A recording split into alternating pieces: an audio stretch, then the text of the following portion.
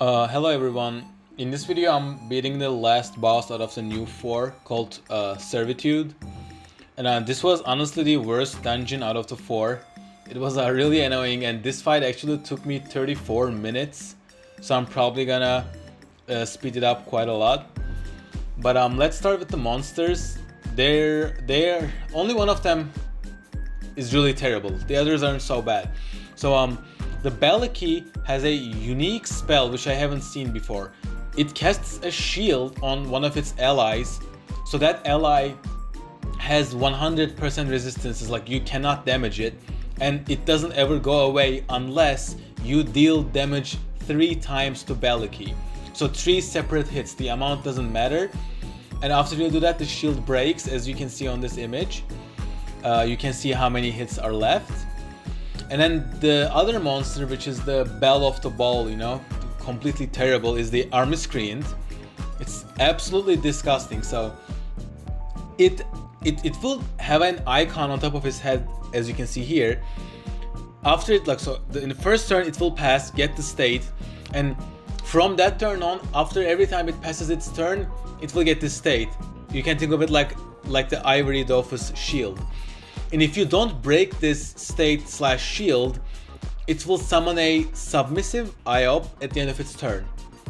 So this IOP is really annoying, can jump around and deal actually decent damage from close range up to 1000. And they will get really annoying. So basically you should always cancel that state out and do not let it summon it. Also, another thing is the Miscreant will cast a spell on you, and you cannot unbewitch this. It will make you return to your starting position, like the Zeller's spell, Rewind, I think it's called. So this might make a tank's job really hard, because you will set up everything and then you will just return back to your position. But I guess you can play around it by throwing the monsters around where you're gonna return, or after you pass your turn, you can use your barrel, if you're a panda, or your other character's spells to create the position you want to be in. So let's talk about the boss room. So the boss Servitude has 3 phases. The first phase is the first half of his health, the second phase is the second half, and the last phase is at 1% health. Between the 2 phases, nothing will change, it will just get on its mount. And on the last phase, again, nothing will change, just it will heal about 6000 health and cast a roll back on the whole team. So everyone, including the enemies, will return to their starting positions. And this only happens once, so after the healing, you just finish the boss and it's done. And so let's talk about the spells of the boss. The boss does mediocre damage, nothing crazy.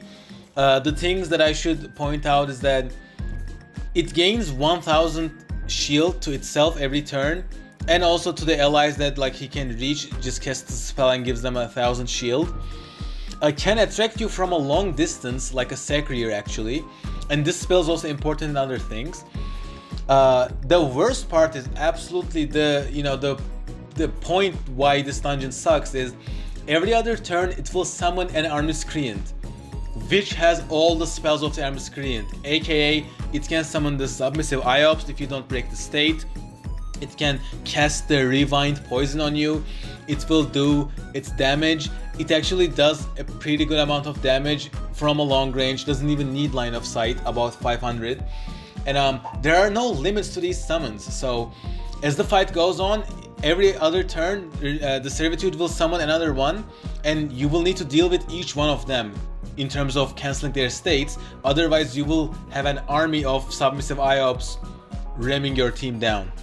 And this is where you might see why focus is an achievement, because you cannot deal with them, you can't even break their states if you're doing focus and once you start doing damage to the boss. So in this case, I guess you would need to kill the boss really quickly, blitz it down, otherwise it's really hard. And the other big mechanic is the boss reflects damage hard. Especially if you have low resistances like a glass cannon such as my Cra, you will get back more damage than you deal. And to avoid this damage, there's a mechanic. When he does damage to you, you will cast a white glyph under yourself. In my video you can see that the boss hits my Panda and the Panda casts the glyph. If a character ends on the glyph, they will consume the glyph and get a number above their heads in red. It will read 1. You can stack these up to 5, I believe. But once you have, if you have a stack and you deal damage to the boss, you will not take any reflected damage, but instead you will lose a stack. So also another way that you can get a stack is if the boss hits you / attracts you in his turn, you will get a second stack. So what I would do is end a character on the glyph, the boss hits and attracts them, gets the second state, so now that character can hit the boss twice. And also a huge thing is indirect damage doesn't count, so Ebony Dofus's poison, they will help you a lot when you're killing the boss, because otherwise you will just end up killing your own characters. And also another way to deal with this quite easily is using shields. So if you have a Feka's shield rampant, they will reduce the damage, or you can even neglect all the damage by using spells such as Ataraxia or Ranged Shield. They can be tremendously helpful. For example, you can charge up all your spells with your Cra, and on your cloudy turn, the Feka can just give you the Ranged Shield, and you can freely do all the damage that you want. So that will be the most useful strategy there.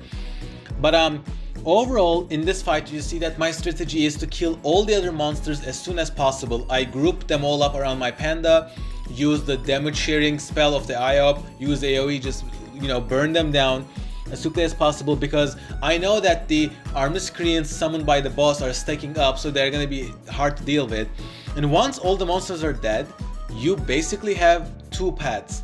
You can either take the safe path, which I took, which is like clearing out all the Armiscreants, clearing out the new ones that are getting summoned, and then dealing damage to the boss afterwards. Or if you don't want the fight to take 35 minutes like it did in my case, you can, I guess, just blitz down the boss as quickly as possible. This will be tough because you probably won't have enough time to generate those red stacks, but like I said, you can use shields, etc. to burn it down, or maybe you can use rogue bombs, which will deal tremendous amounts of damage with low amounts of stacks. But just know that each time you deal damage, you lose a stack. So if you have a weapon that deals damage 3 times, that will use 3 stacks. So you should use high base damage spells or weapons and avoid like spells or weapons that deal damage multiple times. But to be honest, just use a rogue here.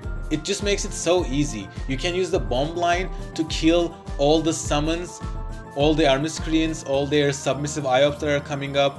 You can also use the bomb line to deal huge amounts of damage to the boss with low amounts of stacks. Like for example, you can get 3 stacks, throw the boss online, the bomb line, move it on the bomb line, get all the bombs and detonate it, and basically that's 3 stacks and you're probably gonna kill the boss.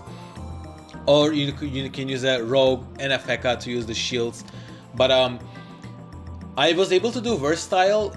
I didn't bring my rogue this run, and I believe this is the only achievement I could have done without a rogue. For all the other achievements, the focus, the 200 score, the duo, I'm pretty sure I'm gonna be using a rogue, because otherwise it looks really tough.